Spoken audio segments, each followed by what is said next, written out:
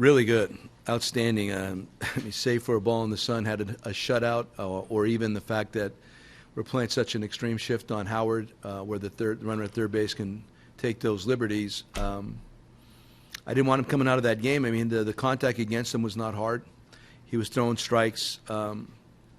His pitch numbers are in good shape. All of the above. You could just see he wasn't getting tired. I was concerned after he ran the bases and got thrown out at the plate. I was concerned what it was going to look like after that, but he went out and throwing strikes. So I said, okay, we're good. So I give him a lot of credit, man. He should have had a shutout, didn't get it, but nevertheless pitched a complete game and did a great job.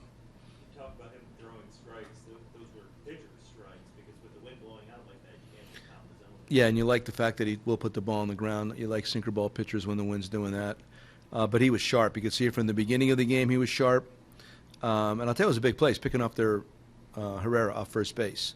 It's not unlike the game in San Francisco where Jason made the great defensive play against Span to start the game. As soon as we did that, it kind of took that little wind out of the sail that they might have had. Here comes Galvis, here comes Franco, etc. And obviously it poses a different threat for Kyle. So don't underestimate how important that pickoff was. He's very good at that.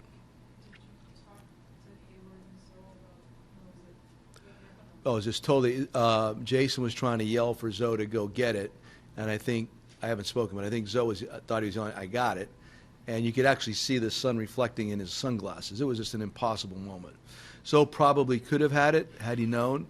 It's something we could really learn from for the future. Those guys are, Zoe's pretty new here. I know Jason's played a little bit here, but it's a teachable moment that fortunately did not burn us badly.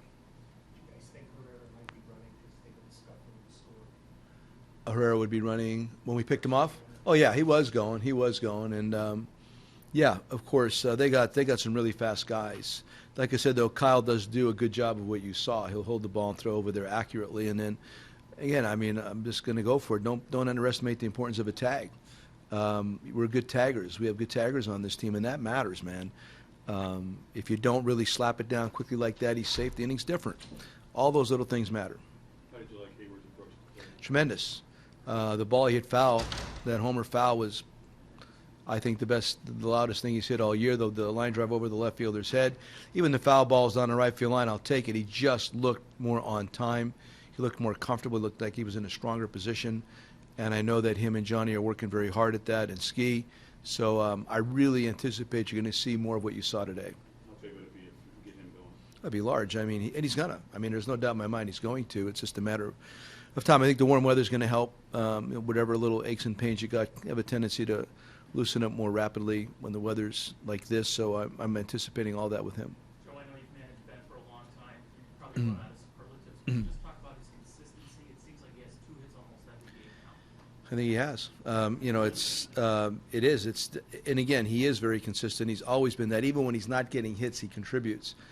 And I'll say one more time, it's how he takes care of himself. That's his workout routine right now, post-game, is phenomenal. What he does before the game to get ready, what he eats, everything he does has a purpose. So doesn't surprise. He's capable of continuing what you're seeing right now for a large part of the season. Just one more on Kyle. He's been very steady, but he still kind of gets overlooked in this rotation. How good can he be, and how important is he to this team? Well, I honestly think what you saw today, and even the game he just had, the one in San Francisco, that's what you could get out of him. When he's, like I said, velocity, more 88, 89, with the really good changeup, broke out the hooks a couple times. But he's good against lefties and righties when everything's working, and he could keep the ball on the ground, which is really important in this ballpark. Right now, what you're saying to me is not a reach by any means. This is what he can look like very, very I think he has for the most part this year. He's really pitched well. But what you saw today, really exceptional command of his stuff. Really pitched well. And Miggy did a great job with him, too. We don't always get to see it, but is there his enthusiasm? What do you see from him? When Kyle? Yeah. Oh, my God. Pumped up? Like, Well, I think, the smirk is a bit wider. Something like that. I think that is like absolute glee coming off the mound. Just trying to have him, shake his hand and give him a hug and let him know how wonderful it was. And I think he was effusive in his response. ebullient, effervescent. He was all those things. And so that's just him, and I love it, man.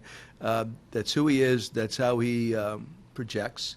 And like I said, like some guys are more obvious, demonstrative, and they're showing their emotions. Everybody thinks, well, this guy's really into it. Whereas the guy that's a little bit more stoic, well, he's not into it. He just doesn't. Farthest thing from the truth.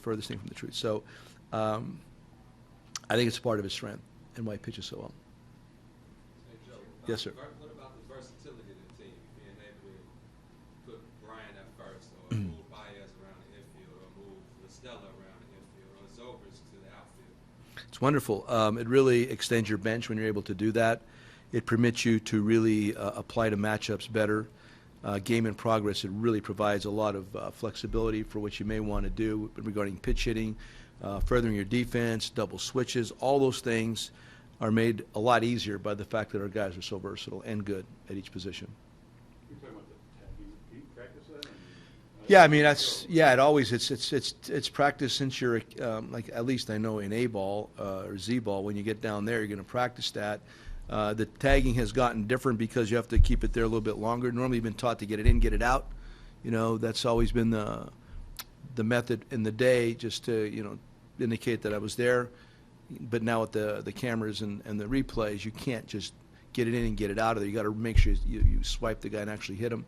But the point, some guys just don't have a knack for that. And I've had some really bad taggers, and it shows up. And you would think that is absolutely insane. So what we've done in the past, I get like one of those machines, the Ponza machine, set it up on this side of the mound, the home plate side, and just throw nice little BBs down at second base and have the infielder cover from either side and get there and get in the right position and apply. Some guys want to straddle the bag, which I kind of like. Some guys like to be in front of the bag, which helps prevent a bad throw by being more in control of the play.